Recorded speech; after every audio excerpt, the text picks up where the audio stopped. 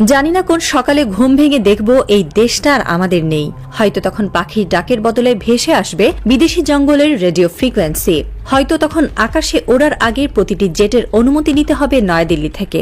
আর এসব ঘটবে কারণ বিশ্বাসঘাতক ছিল আমাদের ভেতরেই। যে দেশের কসম খেয়েছিল সেই ছুরি বসিয়েছে দেশের বুকে।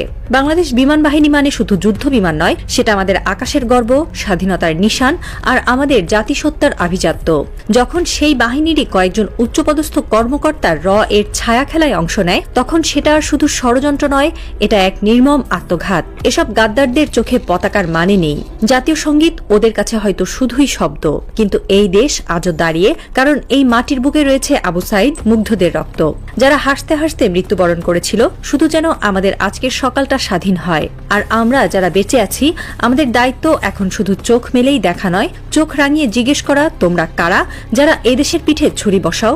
সীমানার ওপর থেকে আসা সেনা নয়, সবার আগে আমাদের লড়তে হবে ভেতরের মুখোশধারীদের বিরুদ্ধে। শেখ হাসিনার বিমান উড়েছিল সূর্যাস্তের দিকে, কিন্তু তার নিচে এখনো জেগে আছে ছায়ার রাজত্ব। শেখ হাসিনার পালানোর ভিডিও উপভোগ করেছিল সবাই, কিন্তু কে জানতো সেই ফুটেজ কিছু ফ্রেম নয়, কেবল ধরা পড়বে এর পাকা ষড়যন্ত্র। এখন প্রশ্ন একটাই, এই ষড়যন্ত্রে কারা বেঁচে গেল? কে কে ধরা পড়েনি? কে সেই অভ্যন্তরীণ মুখ? কেউ কি আছে যিনি সেনাবাহিনীর ভেতরে বসে এখনো এর স্ক্রিপ্ট বাস্তবায়ন করে চলেছেন? এই কাহিনীর শেষ পাতায় এখনো কালি পড়েনি, কারণ যারা ধরা পড়েছে তারা হয়তো শুধু সৈনিক। সত্যিকারের সেনাপতিরা এখনো পর্দার পেছনে। প্রশ্ন একটাই, সেই পর্দার পেছনের মুখোশগুলো ছিঁড়ে ফেলার জন্য প্রফেসর ইউনূস কি প্রস্তুত?